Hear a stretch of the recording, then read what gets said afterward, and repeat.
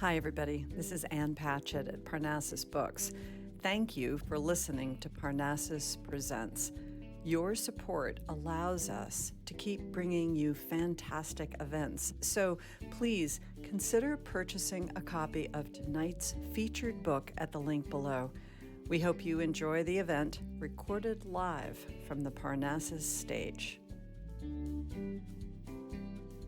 I'm Elise Sadler. I'm the director of events, and I get to stand up here and look at all of you, and you look pretty good, and say thank you for coming, thank you for supporting Parnassus Books, and I know Margaret is thrilled that you're all here, and it's just wonderful to see everybody. I also bring my phone just so I can remind myself, as well as all of you, to turn off your phones. The books are signed, and hopefully everyone has at least one. I see people with more than one. Thank you so much. And so all of them are signed, and there are more. And the holidays are coming, and I'm telling you that the journal and Comfort of Crows together, they really make a very nice, especially because they're signed, make really nice gifts. So get them while you can. So why we're here, Margaret Renkl? We all love Margaret Renkl, right? Okay. She is just a multi-award-winning author, and The Comfort of Crows was Reese's 100th book club pick, and we are so thrilled about that. We all know also that she serves as a contributing opinion writer for the New York Times, where her essays appear every single Monday, and she's a founding editor of Chapter 16, and just an all-around most fabulous person. And in conversation with her tonight, speaking of fabulous people, is Katie McDougall, who is you want to clap for Katie? You can clap for everybody. We never say no to that. She's a teacher and an author and writer and a co-founder of the Porch Writers Collective. So help me welcome Margaret Renkl and Katie McDougall.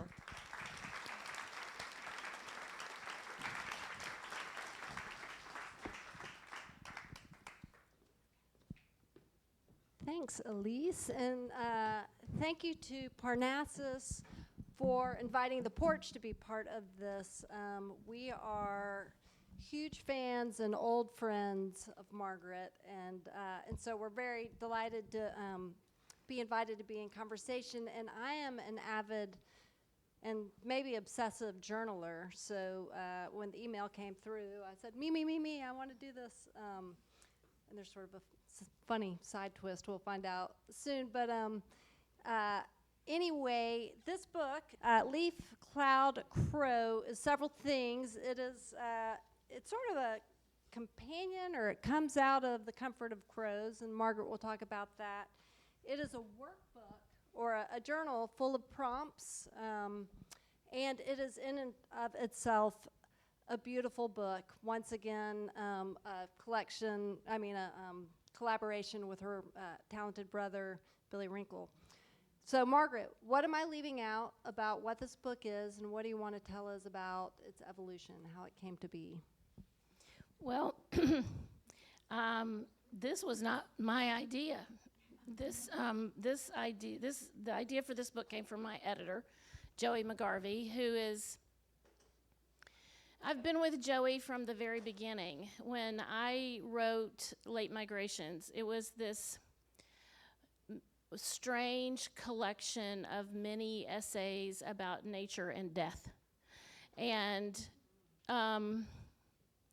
there wasn't a lot of market for a tiny little book about of essays about nature and death. But Joey McGarvey, I sent it in through the online submission portal at Milkweed Editions, and she plucked it out of the slush pile. I had no agent. And she helped me shape that book. And she helped me see where the holes were in the narrative and how I might. She talked with me on the phone for 2 hours, the very first time we talked. So when she tells me she thinks I ought to do something, I'm inclined to listen. But when she told me I should do this, I said no, because I was tired. The idea for it came to her after a very long, grueling book tour last fall, and I said, no, I'm ready to start a new book. I don't want to go back to The Comfort of Crows. I'm ready to move on. And then she got in touch with my agent and said, you need to make Margaret do this. And I said no. So I didn't say yes until the 4th time, and by then it was February, and I was feeling a little better. But I understood what she was saying. She was saying that simply reading about the natural world, the world of nearby nature, isn't anything at all like the kind of focused attention you have to bring to that experience if you are yourself going to write about it. And she said, and this is what convinced me, was that she said, you want people to change. This is how you get them to change. So I said, okay. So we talked, and I wrote a little section about how to observe. I wrote a little section about what to be looking for in each season. I wrote about how not to bother. I see on Instagram so many people who post videos of that they've made by chasing an animal across the yard or across the beach. So I had a few words to say about that. There's some online resources that you can consult, some field guides I like. So it has some information, but the heart of the thing is really just meant to give the person who's keeping the journal the tools they need to be able to write their own Comfort of Crows about their own wild neighbors. And it officially starts on December 21st, the winter solstice, because that's the official beginning of winter, which is where the Comfort of Crows starts.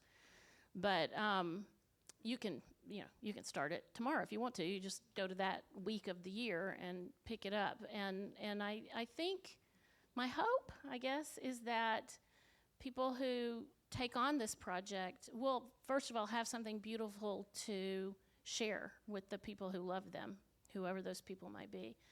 But also, they'll have a record. So next year, when they go looking for what's there the same week of the year, they can see how the world has changed for the good, for the better. They might be inspired to make some changes in their own environment that would make the changes be good ones. Planting the kind of plants, for example, that feed the wild animals, and seeing more birds in the yard, or seeing more insects or more reptiles or more amphibians. And then maybe you'll be off to the races. Maybe you'll then be ready to take that message further afield and share with others. That's what I said to my agent, do you really think people are gonna write in this journal? And she said, I think people will think they're gonna write in this journal. So I'm hoping that people will actually write in this journal. I have actually written in this journal. Oh, yay! So I got my copy about a month ago, and I broke the rules because, really you should, if you're playing by the rules, and you've already said, There are no rules. there are no rules. Well, Elise has some rules. You have to follow those. Right, yes. Name on the note card or on the sticky note. Exactly. So if I were following the rules, I would have started on the day in October, and then I'd wait till the next week. But I just was sort of opening it at random and doing 1 or 2 a day, just to get a full flavor of the book. And it was such it has been probably a third finished, a wonderful and interesting experience. Some of the prompts caused me to just deepen my observation of the natural world. Some caused me to mine my memories. Many caused me to reflect on the here and now. Often I would, well, not often, but sometimes I thought, I don't know, I don't have an answer for this one, but I'll try, and then I would discover something. And discovery, to me, is really one of the beautiful things about journaling. So, but the biggest takeaway for me is, as you just said, to pay attention to the natural world, and to pay attention in general. And so I wanted to ask you, why do you think, so a devil's advocate say, great, you really paid attention to that weed. How's that making the world a better place? So what is paying attention, how does that improve, or what does it mean to you, and what do you think it means to the world in general? I'm glad you mentioned the prompts, because I should have mentioned those before. One of the challenges of keeping a journal of any kind is that blank page for me. I'm terrible at journaling. I have 3 children. I have 3 blank baby books. I just can't do it, But if I have a prompt, like a little writing assignment, there's just enough left over from my school days to go, I can do that. I can really do that.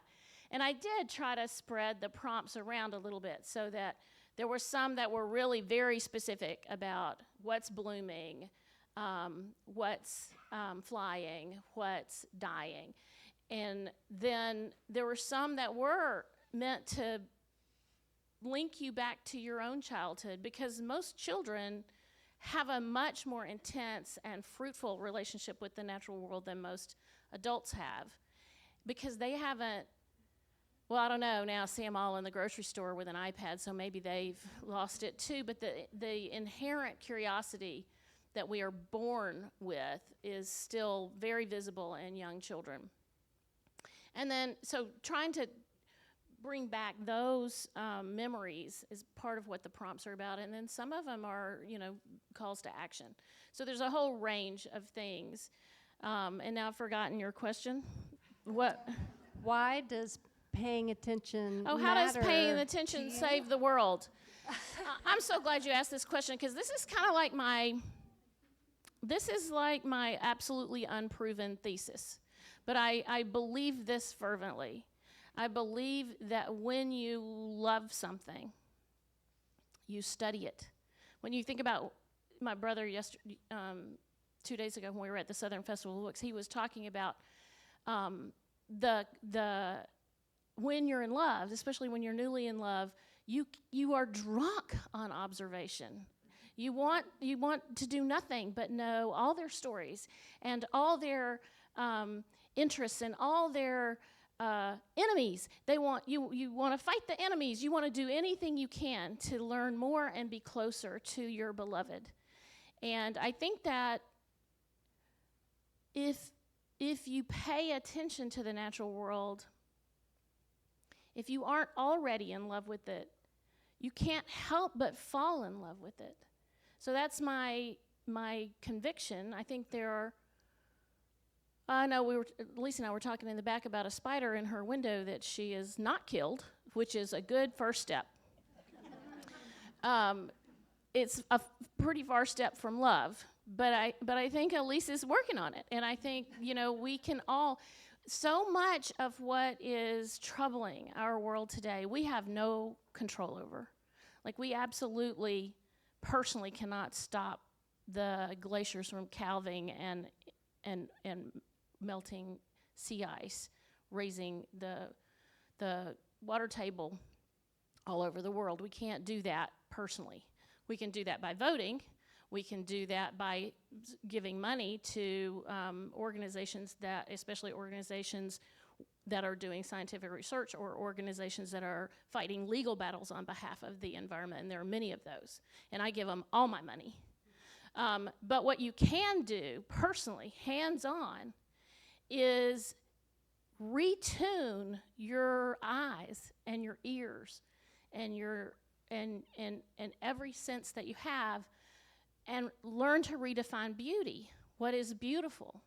Now, when I see an expanse, a putting green expanse of grass surrounded by boxwoods and maybe a crepe myrtle at the corner, I think that space looks barren.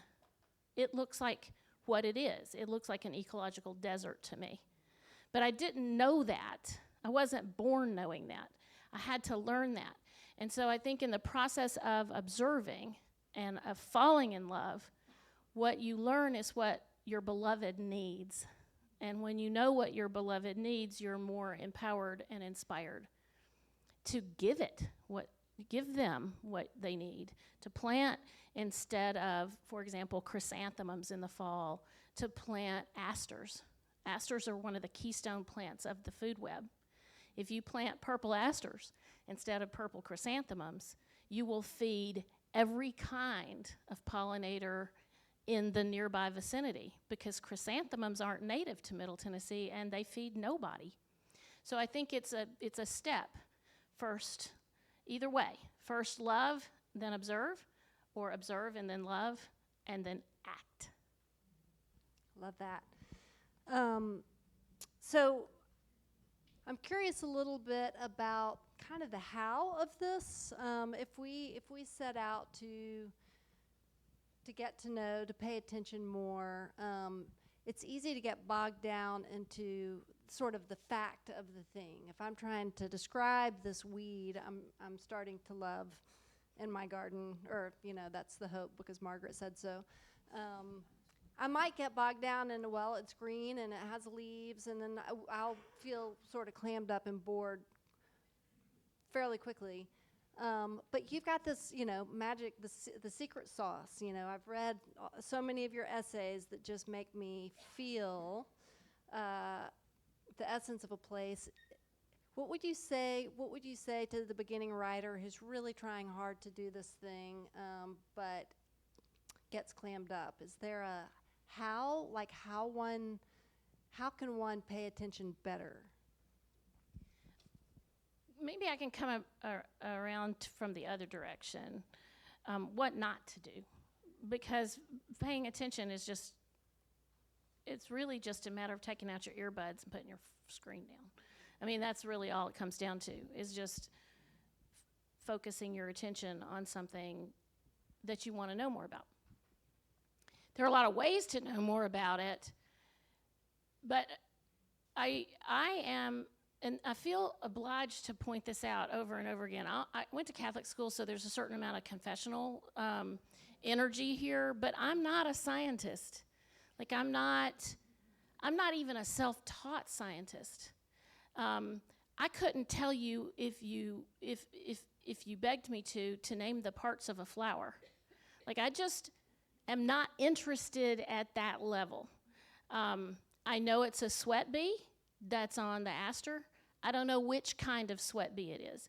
There are plenty of naturalists who've gone through the Tennessee Naturalist Program, or who are self-taught, or who actually have degrees in entomology or degrees in botany or degrees in any other formal field of study. And they are interested in that, and they know those things. If you haven't read it yet, you must, tonight, do not leave here without Joanna Burketto's book, This Is How a Robin Drinks. Because that is a book of nature essays that follow the course of a year, just like The Comfort of Crows. But Jo knows what she's talking about. Like, she does know all the kinds of sweat bees. She does know all the parts of the flower, and how, for example, hybridizing that particular aster might make the parts of the flower inaccessible to the bee. So there's a lot of science in addition to the love and the beautiful language and the funny little stories in that book. But I don't have that, and I don't feel guilty about it. My brain does not take that in and save it. It just doesn't. So I think you have to, it's okay, I think it's okay for me to be an everlasting amateur who has to constantly look stuff up. I'm okay with needing Google. I'm okay with needing the Cornell Lab of Ornithology's Merlin app to recognize birdsong. I'm happy to take a picture of a flower and run it through the app called Picture This that tells me the name of the flower. I just don't think you need to get bogged down in the stuff that makes you feel dumb. Life's too short for that, and no matter how old you are. It's just too short for that. If it's just pretty white flower with a bee on it, that's okay for this purpose. That's really okay. You only get bogged down, I think, in that kind of thing if you hold yourself to an impossible standard. And in this world, we are all amateurs. I don't care how much you know. There is still so much that we don't know. So even the scientists don't know, that we are so far from understanding. And we are all just muddling through, and I think that's really great. I think it's kind of liberating almost. So, it's okay to be uninformed when you start this project. You will be less uninformed when you finish it. I'm confident of that. That's interesting. I was talking to my friend Lauren Hagan, who runs the naturalist program with the children at USN, and asked her that very question, like, how important is it to know the name of things? And she said that's a very controversial topic in the naturalist field, that, some naturalists say you have to. The more knowledge, the more it breeds love, and others who say that that's going to tamp your curiosity. I'm not making a policy. I'm just saying that this is what works for me. And if it, there are a lot of people who argue very persuasively about why, when you refer to, let's say, a wildflower, you use its botanical name instead of the common name, whatever the name was, because common names vary so dramatically from region to region, state to state, even county to county. And I'm just not going to do that. I'm just flat not going to do that, because I love those old-timey names so much. It's okay with me if I call it Sticky Willie and you call it something else. That's fine with me. But I'm not trying to make a rule for everybody. It's okay if you want to use the botanical name too. I think there's room for everybody. So you're not a trained scientist, but you are a trained poet. Theoretically, yeah.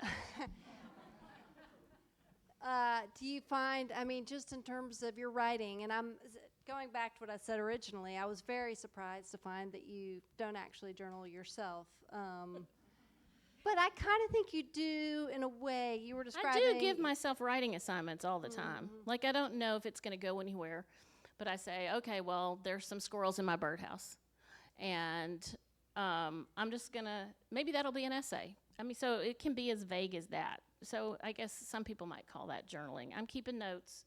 I'm taking pictures. I'm trying to figure out how it might go together and what it might mean.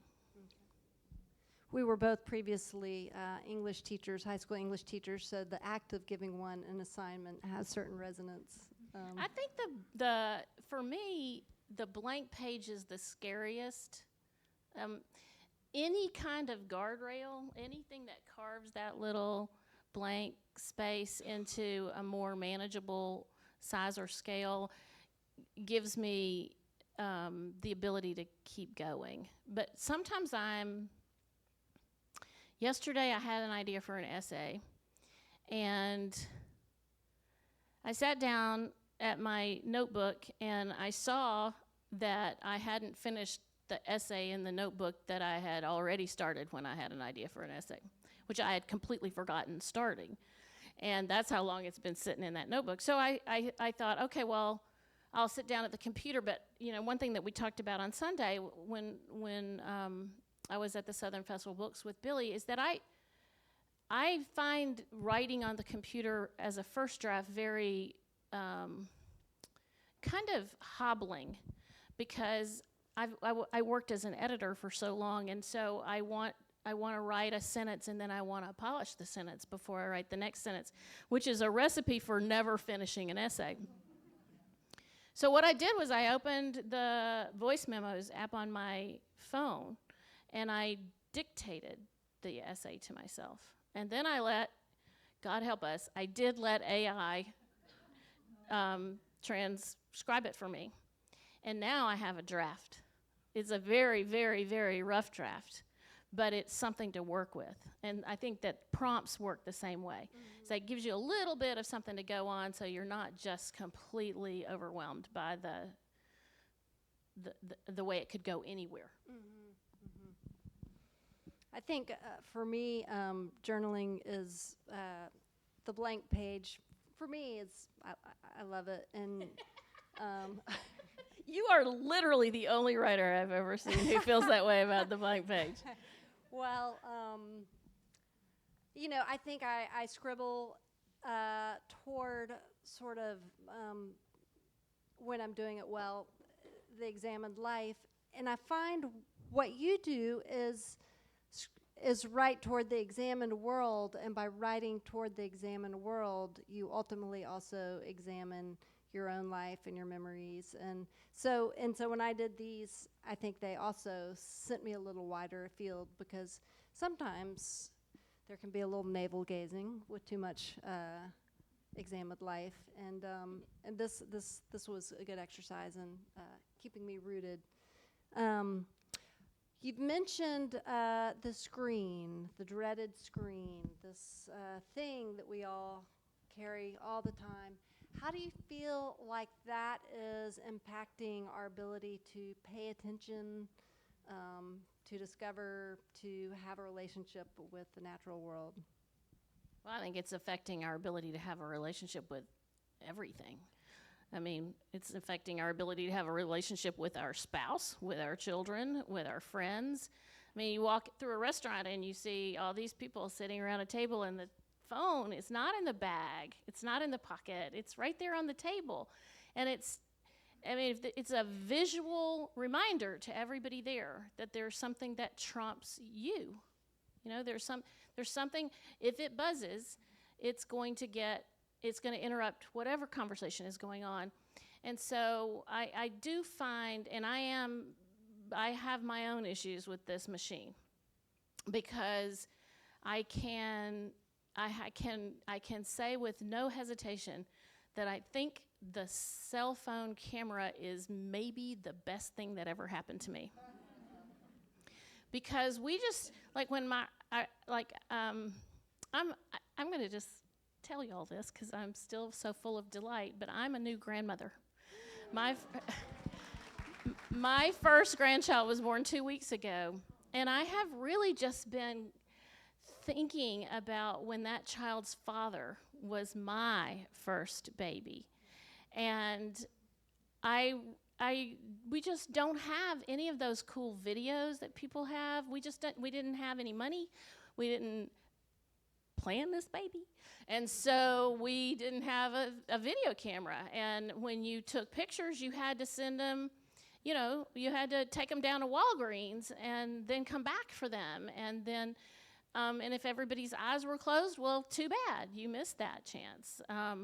So I love the cell phone camera, and I love the way I have very poor vision. It lets me take a picture and then look at it on my laptop, and then I can see, oh, I took a picture of a flower, but really I was taking a picture of an assassin bug that I didn't see on the flower. And it's also the apps that I mentioned in the back of the book as resources that can help a lot with ID. They're not foolproof by any means, but they can at least sometimes get me close enough that I can then go to my bookcase and get down the appropriate field guide and look up what I'm seeing. So it's hard for me to just say, make a blanket, there's nothing good that comes from these things. But it is really hard, speaking of guardrails, it's just really hard to put it down. It was designed to keep us from putting it down. I mean, we all know this.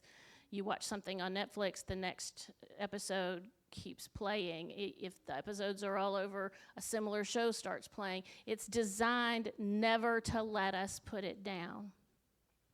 So I think it is dangerous, and it is also beautiful, and it all depends on how we use it and how we control ourselves around it, I guess. Mm-hmm. Well said.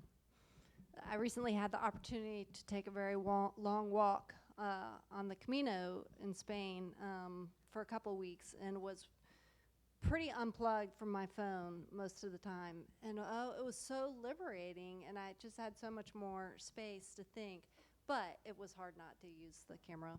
Well, and the thing about the camera too is if you have a bad memory like I do, it's just very helpful to go, oh yeah, I can take a picture of anything I need to remember, and then I know it's there. So that's good too. I'm going to ask you one more question and then open it up to the audience. But speaking of your lovely family, you collaborate with your brother Billy on your books and in life and in your projects, and it's really a beautiful thing to witness that. And you all shared at the Southern Festival of Books your next project, and that you were just finally given the green light to talk about. And here's the teaser that they are enlisting, I think you said, we're enlisting an army of school children to save the world, or to fight the good fight, or something like that. So will you talk a little bit about working with Billy and what this project might be? My brother Billy is 18 months younger than I am, a year behind me in school. I have literally no memory of the world without Billy in it. My earliest memory is of my mom pushing Billy in the stroller, and I was just barely toddling and hanging on to the down bar, the where the handrail is, and trying to learn to walk by toddling along next to Billy in the stroller. And we have a much younger sister who was born after we were both in school. And so by the time we were kindergarten, first grade, my mother just set us free. Like, she had her hands full, and we were out. We were out, and where we were was the everywhere we could walk to, whether that was in our neighborhood or whether that was at our grandparents' farm. We could go anywhere. And consequently, I think, probably partly through genetics, we have a very similar aesthetic and a very similar fascination for the natural world that we grew up in, totally wild. And so when I started writing books, the first book was the book about nature and death. That was the one about our mother's sudden death, and he was grieving her too. So it was only natural that he would participate in that project. And it went so well, and we had so much fun, and it harkened back to our childhood when we were constantly making little books for our parents or our grandparents as, anniversary presents or birthday presents or Christmas presents, that we just have kept doing it. Graceland at Last, my second book, doesn't have any internal images, but Billy did do the cover. And this next one is a picture book for young children, and it's called The Weedy Garden. And when you open the page, each spread is a couplet that I wrote, and full 2-page illustration from Billy about the inhabitants of a garden planted with wildlife in mind. And I think what Katie's referring to is I get discouraged by how, we think we're making so much progress. We come up with LED lighting that takes so much less electricity than incandescent lighting, and it's so effective that now you can't even buy incandescent lighting except in the lower watts. And all that's happened is that people have turned the outside of their homes into Disneyland.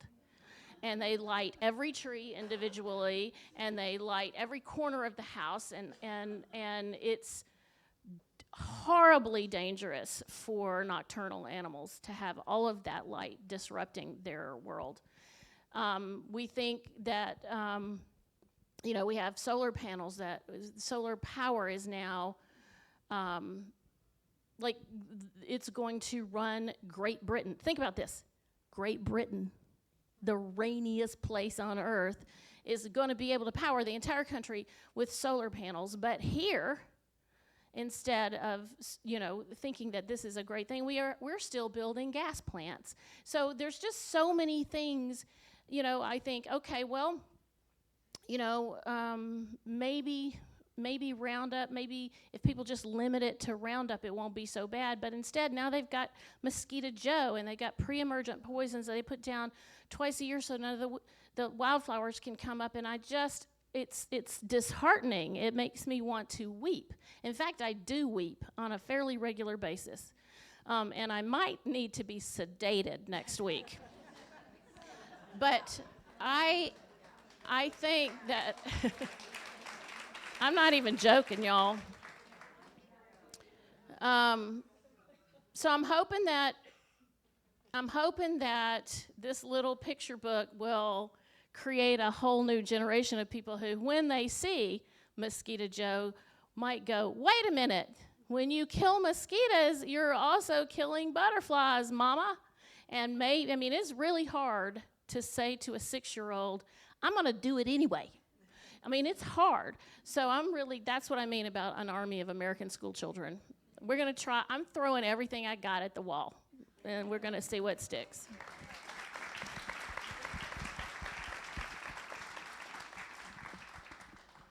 What questions are in the audience? I just wanted you to respond to, there was a Professor Garrick Harding who had his first law of ecology was, you cannot do just one thing. And that's in response, and it made me think of in response to all the lighting, what happens to nocturnal animals, spraying Mosquito Joe, killing the butterflies. You can't just do one thing, and that's what ecology is all about. It's all interconnected, and we don't see the interconnections.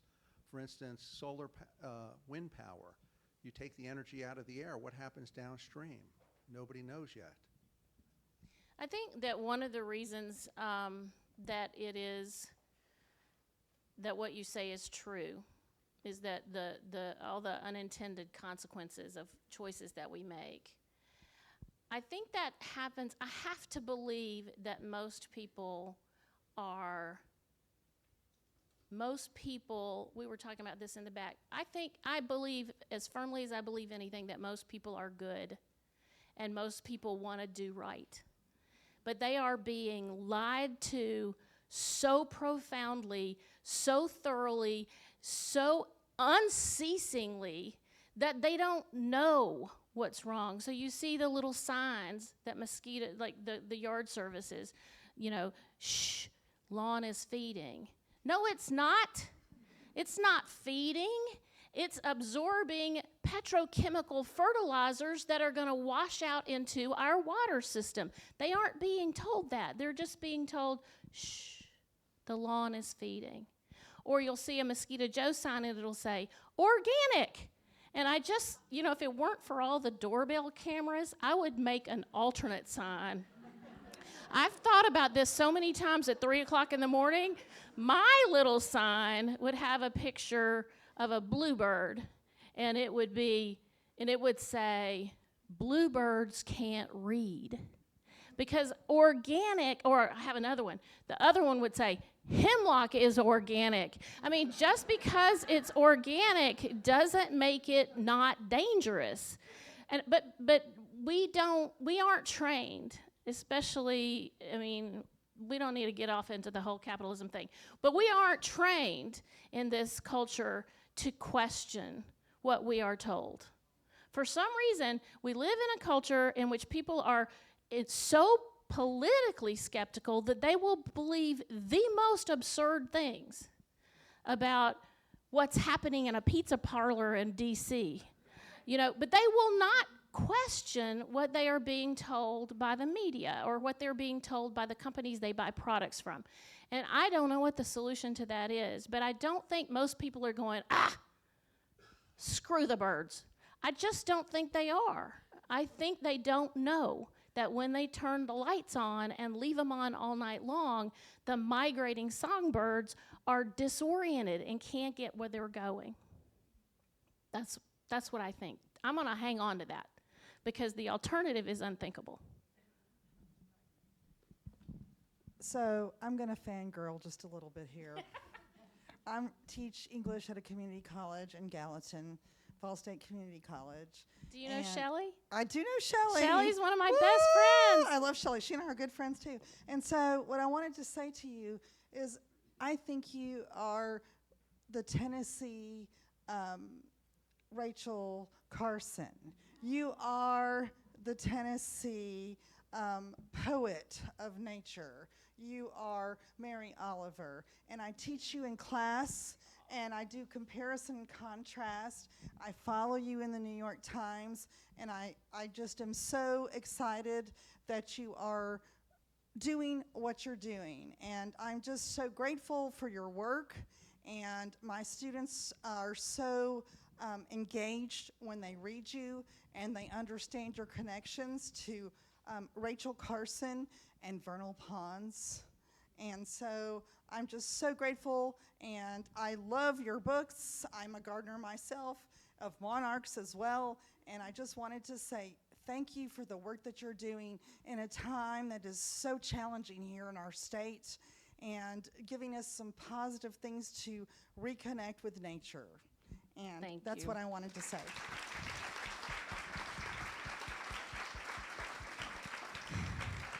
You really couldn't have picked two that would have made me feel more humbled, because Rachel Carson is a scientist and Mary Oliver is a poet. But to even be mentioned in the same breath is a gift. Thank you. I'm Judson Newbern, and Hi. hello. Nice to see you in real life. And, well, your many wonderful articles, but one of the ones that column that was most curious was trying to help Nashville with the purple martins and the trees. And you were asking, how can tree people and bird people not figure it out?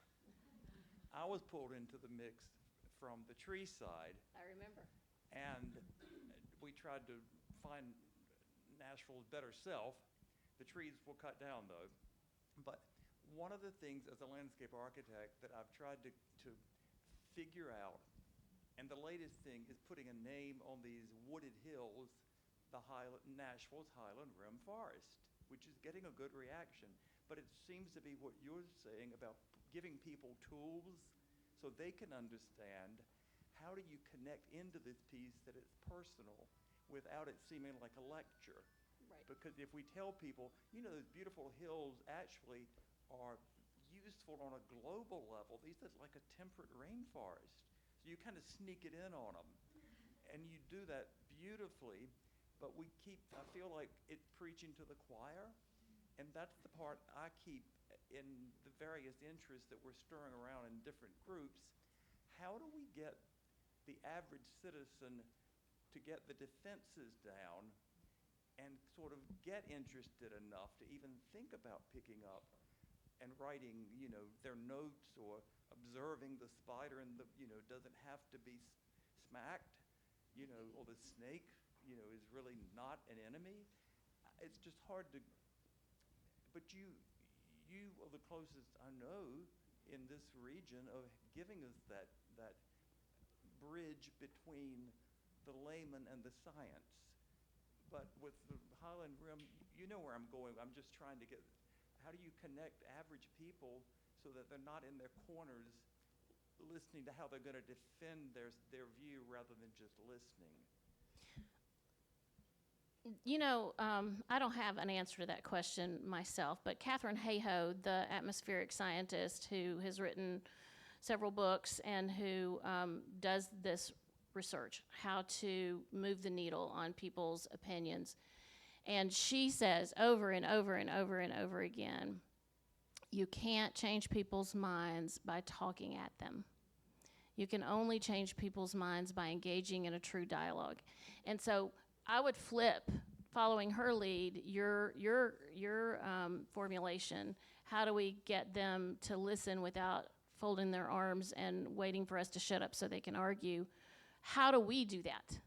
How do we hear what they say? And what can we build from what they've said that is moving in another direction? That is really hard to do on both sides.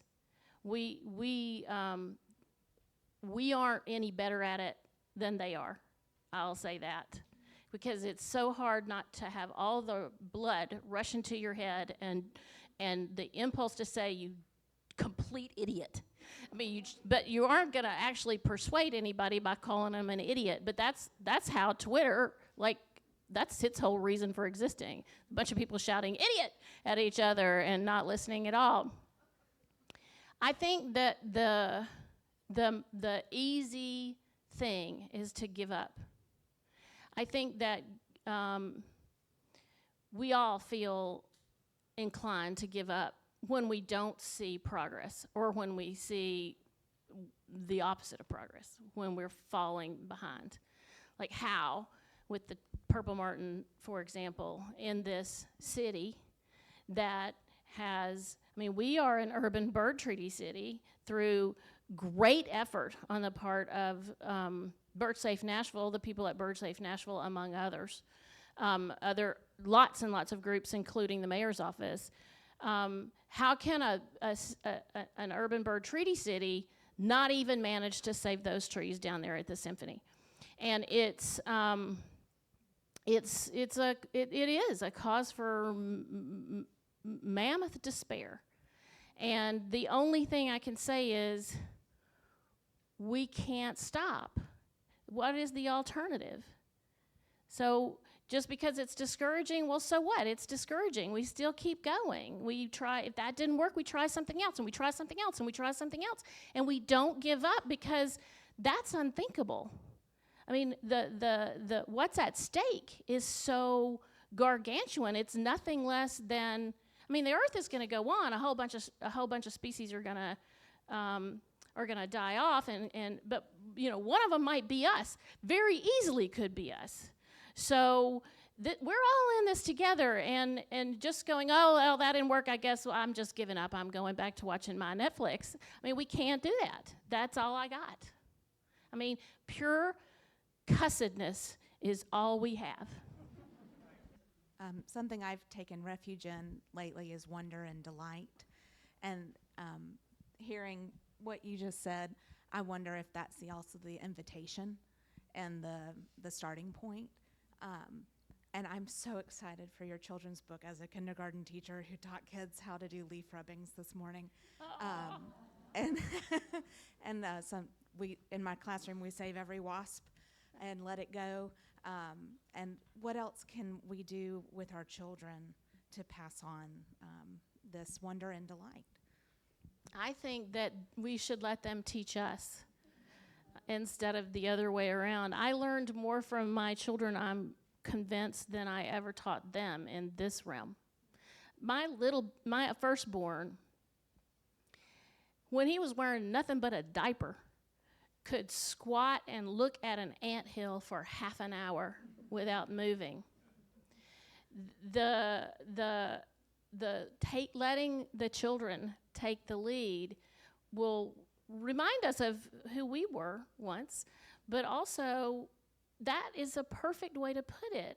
Help us remember how to engage delight and joy, because the natural world is not only imperiled, it's still beautiful. It's still full of absolute miracles.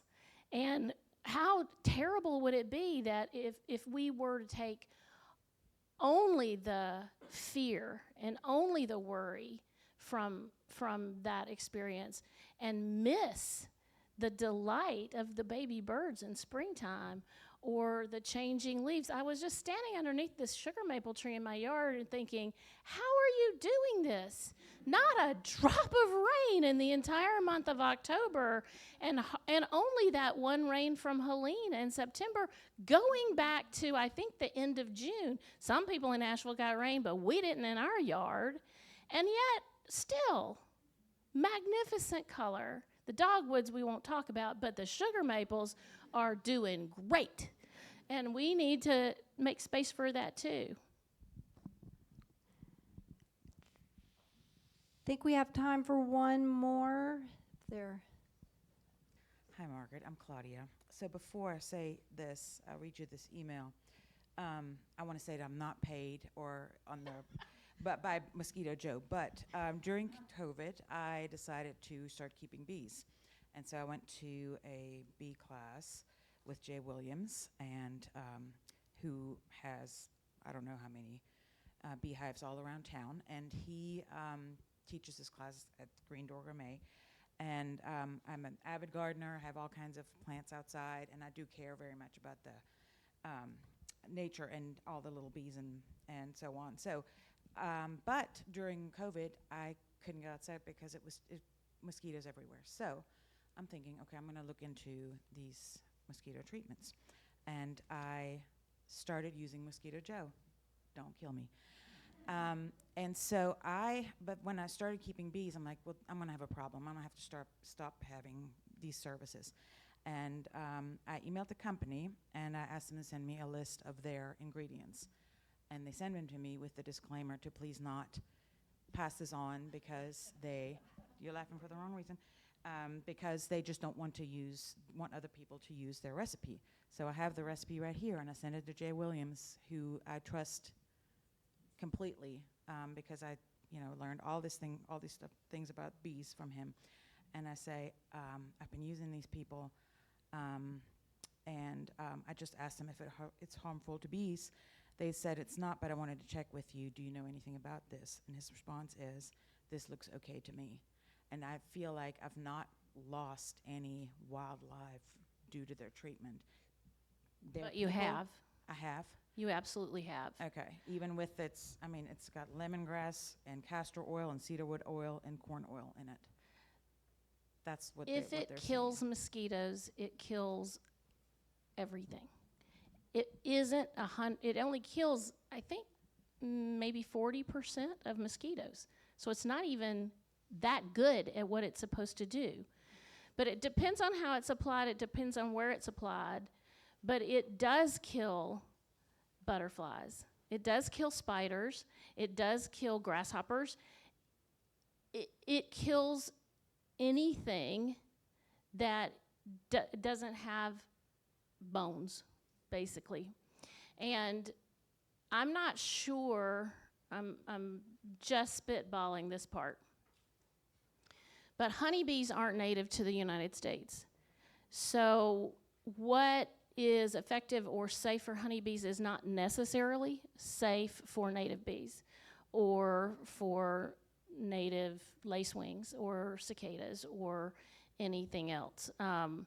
So I don't know how that works, but I do know that there is an effective mosquito treatment that you can use.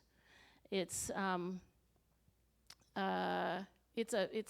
formulation that's Doug Tallamy, who runs the Homegrown National Park and who's written books like Bringing Nature Home, who's a very big proponent of planting native plants for native wildlife. He came up with it. The writer I mentioned earlier, Joanna Burketto, calls it the mosquito bucket of doom. And those are incredibly effective, especially in drought years, which I guess is now every year. But I just don't have a mosquito problem in my yard. For one thing, I have a lot of mosquito predators in my yard. So when you have a wild natural yard, you are going to have things that are eating mosquitoes. Then I have the buckets of doom. And also, I have, y'all look it up. It's very simple. It's just you get a little bucket, you fill it half full of water, you put some glass clippings in there, and you put a BT dunk that you can get at a garden center or a hardware store, just a little quarter of a BT dunk. It's a larvicide that kills mosquito larvae and nothing else. And if you remove all other sources of water in the area, the mosquitoes will be attracted to the decomposing grass or leaves that are sending carbon up into the air, and they will lay their eggs in that water, and then the BT dunk will kill the larva. So a combination of native predators and no standing water anywhere else, and these mosquito traps are very effective. If it's been raining, and I don't pick up my leaves, so when it rains more than a little bit, there's going to be mosquito breeding habitat in my yard again. What I do in that case is I just turn a fan on. So when I'm sitting on the deck, mosquitoes can't blow in wind, they can't fly in wind, and I don't have to worry about them. They just aren't there. So I can't speak to your experience, but I don't have a problem with mosquitoes in my yard. And you would think I would if you saw my yard. So before I give the floor back to Elise, and before we give our applause to Margaret, I want to make a quick plug. Margaret, if you liked this, mark your calendars for May 2nd, 2025. Our hometown gals, Margaret and Mary Laura Philpott, will be in conversation at the Porch's annual fundraiser out at Old School Farm. And if you're not sure what the Porch is, we're a nonprofit literary arts organization that serves Nashville's writers and readers. I can tell you more. I'm pretty sure I saw Susanna out there somewhere. Yes, I saw a hand back there. She can tell you more. Shall we give it up? Thanks, Margaret? y'all.